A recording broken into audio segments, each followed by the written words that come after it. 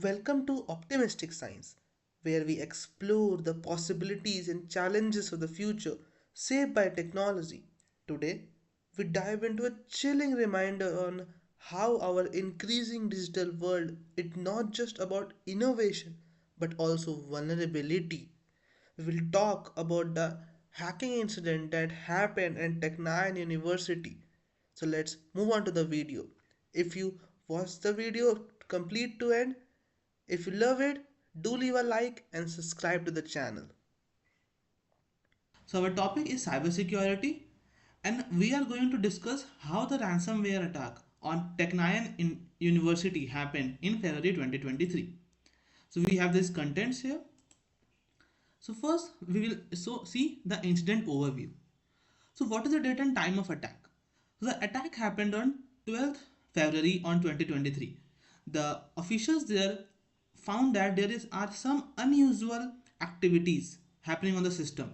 Then they detected that there is an attack that is done by a dark bait group that has some connections established from Iranian agencies that took the responsibility of the attack. So Darkbit utilized ransomware, and what they did, they hacked into the system of that university and encrypted all the files by their private key. And we know since the private key can be very large, so it will take hundreds and thousands of years to de-encrypt that data, decrypt that data. That is why the Technion University were not able to access their own data, and thus the hacking incident was performed by a ransomware. So, how the initial detection of the attack went?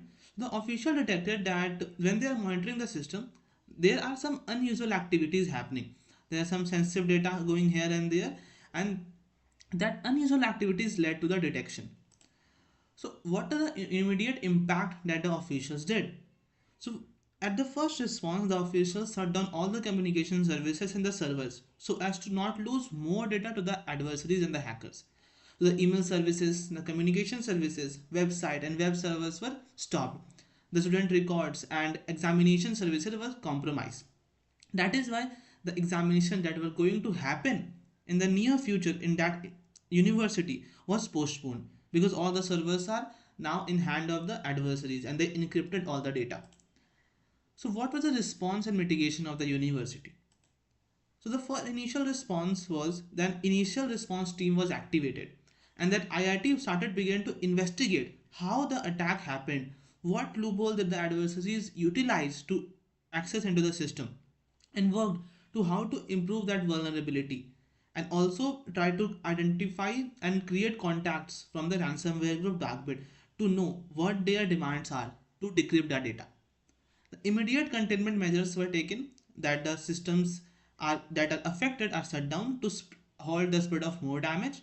Also, critical operations were continued that were required for the other operations until further impact.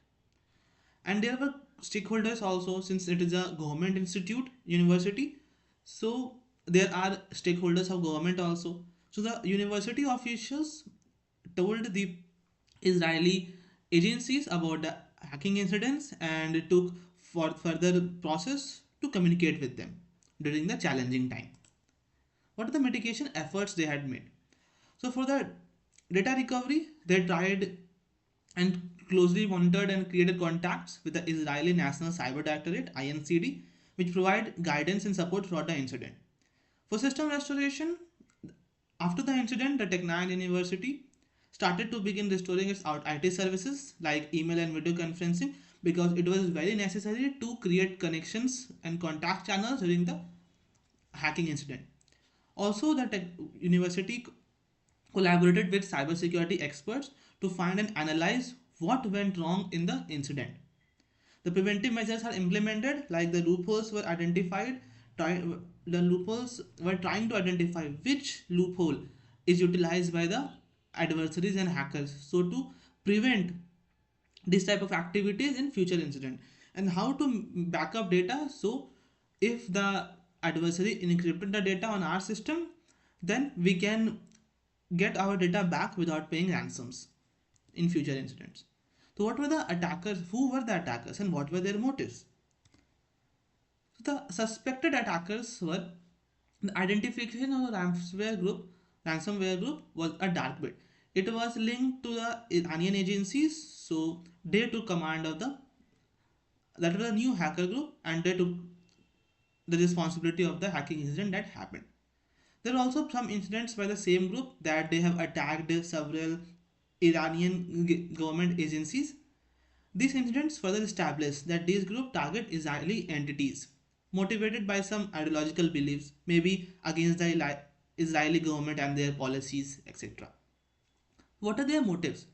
So, after encrypting the data, the Darkbit ransomware group demanded 80 bitcoins. That is, at that time, it was approximately $1.7 million for the decryption of file.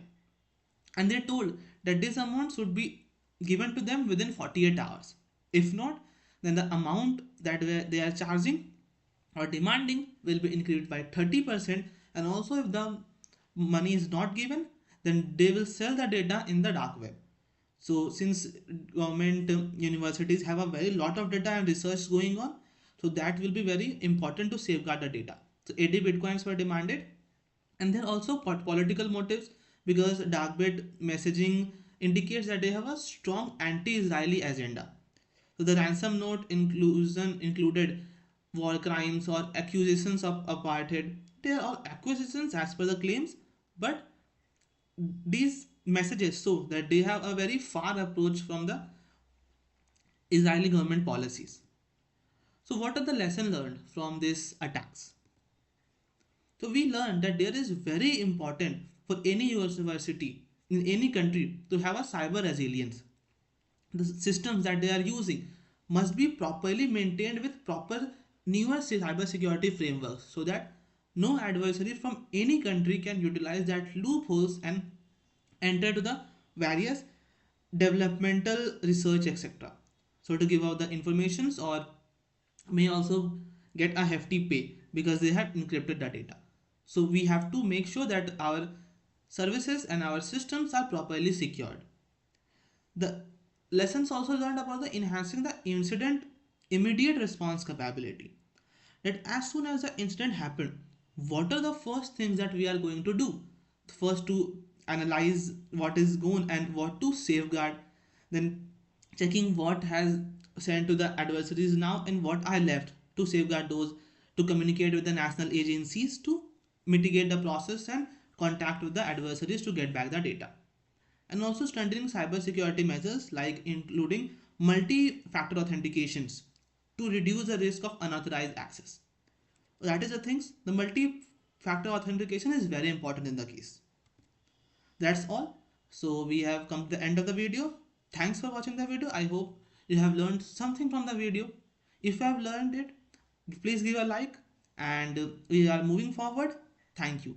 Do subscribe and give like. Thank you.